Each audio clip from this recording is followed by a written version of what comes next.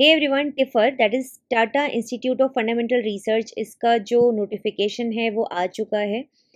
सबसे पहले हम टिफर के बारे में कुछ बात कर लेते हैं। टिफर एक ऑटोनॉमस रिसर्च इंस्टीट्यूट है under the department of atomic energy, government of India. इसके अलावा ये एक डीम्ड टू बी यूनिवर्सिटी है, recognised by the UGC, offering PhD and integrated MSc PhD programmes in physics, chemistry, biology, mathematics, computer science, learning, information data science, science education and और MSc programme in wild life biology and conservation. ठीक है, सबसे पहले हम यहाँ पे बात कर लेते हैं जीएस 2025 एडमिशन्स के बारे में। तो जो यहाँ पर पोर्टल है वो ओपन हो चुका है ऑलरेडी, ऑनलाइन एप्लीकेशन का। कब तक रहेगा ये आप देख सकते हैं। Application deadline for completing registration 20th of October है। एडमिट कार्ड आपके मिड नवंबर में आ जाएंगे। डेट ऑफ एग्जामिनेशन है 8th of December. Programme start date है 1st of August 2025। Date of examination में अगर हम बात कर लेते हैं तो यहाँ पे जो JGEE BILS का एग्जामिनेशन है बायोलॉजी का, वो आपका 2 से 4, 4:30 बजे होगा दोपहर के सेशन में। बाकी के सबके प्रोग्राम्स का डेट आपको या टाइम जो है वो यहाँ पर मेंशन किया गया है। ठीक है, इसके अलावा अगर हम यहाँ देखेंगे एग्जामिनेशन की सिटीज़ आपके सामने यहाँ पर मेंशन कर दी गई हैं, उनको आप चेक कर सकते हैं।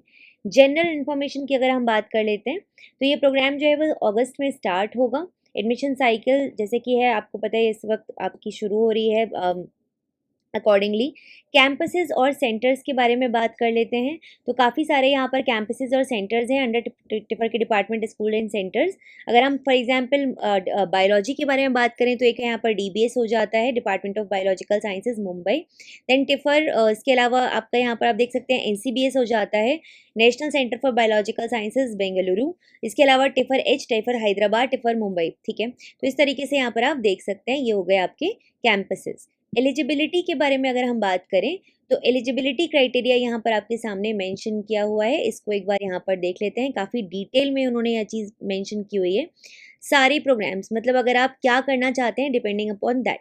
तो अगर आप पीएचडी ओनली साइंस एजुकेशन में करना चाहते हैं तो कहाँ पर मिलेगी आपको, किस सब्जेक्ट में आपने क्या किया होना चाहिए, वगैरह वगैरह। सिमिलरली हम अपने सब्जेक्ट की तरफ अगर चलते हैं, बायोलॉजी में पीएचडी या फिर इंटीग्रेटेड पीएचडी, तो वो आपकी 3 जगह पर होती है, टिफर मुंबई DBS जिसको बोल रहे हैं हम, NCBS Bengaluru and tipper Hyderabad. ठीक है, यहाँ पर अगर हम बात करते हैं कि which GS 2025 subject test should you appear for, A and B, मतलब 2 ऑप्शन है आपके सामने। पहला द सब्जेक्ट टेस्ट जो करेस्पॉन्ड करेगा to the name of program, और C नेक्स्ट कॉलम। ठीक है, तो पहला कॉलम में अगर हम बात करते हैं तो बायोलॉजी का टेस्ट है। सेकंड में आपके ये 3 आपके सामने मेंशन्ड है ऑल्टरनेटिव टेस्ट। ऑल्टरनेटिव टेस्ट जो कि एलिजिबल हो जाएगा इंस्टेड ऑफ ये टेस्ट, मतलब इनके अलावा और क्या चीज़ है जिसके आप एलिजिबल हो जाएंगे। तो अगर आपने गेट नेट जेस्ट स्कोर आपके पास है रेलिवेंट सब्जेक्ट में, इकोलॉजी इवोल्यूशन, गेट स्कोर है NCBS ओनली के लिए, JRF qualification from CSIR DBT ICMR UGC DBT, ये सब अब किसके साथ में आपका एडमिशन जो है वो भी पॉसिबल होता है। मतलब अगर आपने ये एग्जाम्स क्वालिफाई किए हुए हैं तभी भी आपका टिफिन में एडमिशन हो सकता है। लेकिन इंपॉर्टेंट बात यहाँ पर ये है कि सिर्फ टॉप 5 परसेंटाइल जो बच्चे हैं वही एलिजिबल होंगे। मतलब कि अगर टोटल 2000 बच्चों ने यहाँ पर अपीयर किया था तो उनमें से टोटल 100 टॉप 100 रैंक के बच्चों को ही यहाँ पर अब अप्लाई करने के लिए आप एलिजिबल हो। ठीक है, तो ये कैंडिडेट्स जो हैं वो यहाँ पर इस पर्टिकुलर मेल आईडी पर लिख सकते हैं, मेल कर सकते हैं कि कैसे अप्लाई करना है। कौन सी मेल आईडी? phd@ncbs.res.in। एलिजिबिलिटी की यहाँ पर बात करें, मतलब द डिग्री जो आपके पास होनी चाहिए, तो यहाँ पर आपके पास होनी चाहिए फॉर पीएचडी के लिए मास्टर्स डिग्री इनमें से किसी भी ब्रांच में, या फिर 5 साल की डिग्री MBBS BDS या कोई प्रोफेशनल मास्टर्स डिग्री M.Pharm या M.Tech, मतलब कि MSc MBBS BDS M.Pharm M.Tech ये सब। Eligibility for integrated PhD bachelors होना चाहिए इनमें से किसी ब्रांच में, या फिर 4 साल की डिग्री होनी चाहिए that awards a bachelors degree including BTech BE BVSC B.Pharm। मतलब कि सिंपल है, अगर आप इंटीग्रेटेड पीएचडी करने वाले हैं, देखिए इंटीग्रेटेड पीएचडी का मतलब ही है कि मास्टर्स प्लस पीएचडी है ना। तो यहाँ पर आपका बैचलर्स के बाद में आप अप्लाई कर सकते हैं, और अगर आप सिर्फ पीएचडी करने वाले हैं, इंटीग्रेटेड नहीं, तो डेफिनेटली आपका मास्टर्स प्रोग्राम आपका कंप्लीट होना चाहिए। ठीक है, अब हम चलते हैं और कुछ बातों की तरफ। तो यहाँ पर हम चल लेते हैं फेलोशिप की तरफ। फेलोशिप में अगर हम बात करेंगे तो यहाँ पर जब आप पीएचडी कर रहे हैं अगर, तो आपको यहाँ पर मिलेगा 37,000 रुपीज़ प्लस हॉस्टल अकोमोडेशन और HRA एज एप्लीकेबल, और वो बढ़ के हो जाएगा 42,000 आफ्टर रजिस्ट्रेशन। इंटीग्रेटेड पीएचडी में ये मंथली फेलोशिप आपको मिलेगी 25,000 फॉर द फर्स्ट ईयर। पहले साल के बाद सेटिस्फैक्ट्री परफॉर्मेंस अगर आपका होगा तो ये बढ़ के हो जाएगा 37,000 पर मंथ, और ये अल्टीमेटली रजिस्ट्रेशन के बाद में 42,000 हो जाएगा।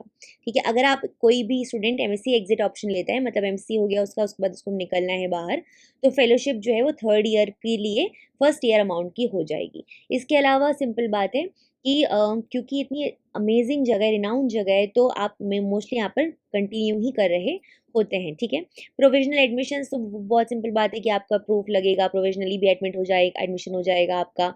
हालांकि a student will not normally be permitted to join without any of these proofs. However, an exception can be made at the discretion of the dean. Provisional admissions का मतलब है कि आप शुरू कर सकते हैं अपनी एकेडमिक एक्टिविटीज़। इसके अलावा और कुछ बातें कर लेते हैं। फेलोशिप हमने बात कर लिया, एलिजिबिलिटी के बारे में हमने बात कर लिया है। इंटरनेशनल स्टूडेंट्स अगर आप कोई हैं तो आप यहाँ इस पर्टिकुलर लिंक पे जाकर क्लिक करके पढ़ सकते हैं। कुछ क्वेश्चंस अगर आपके मन में हैं तो यहाँ पर जाकर आप इस पर्टिकुलर मेल आईडी पर मेल कर सकते हैं अपने क्वेश्चंस। इसके अलावा हम एग्ज़ाम के बारे में बात कर लेते हैं। सो बेसिकली ये कम्प्लीटली ऑनलाइन एग्जामिनेशन होगा, एमसीक्यू बेस्ड होगा। हम सिलेबस और एग्जाम इंस्ट्रक्शंस के बारे में बात कर लेते हैं। अलग अलग सब्जेक्ट के हैं, हम बायोलॉजी की तरफ चलते हैं डायरेक्टली। तो अगर हम बायोलॉजी के सिलेबस में देखेंगे तो यहाँ पर टोटल 4 सेक्शन में एग्जाम कंडक्ट होगा, मतलब कि 4 सेक्शन जो हैं 2 सब सेक्शंस में डिवाइडेड होंगे। पहला सेक्शन है आपका जनरल, उसमें 2 sub section A and B, फिर फिजिक्स, केमिस्ट्री, बायोलॉजी, और हर एक में 2-2 सब सेक्शन यहाँ पर मिलेंगे आपको। एग्जाम में सिर्फ एमसीक्यूज होंगे, एक करेक्ट ऑप्शन होगा उनका। ठीक है, टोटल 15 क्वेश्चंस होंगे। सेक्शन ए जो है उसमें 10, सेक्शन बी में 5।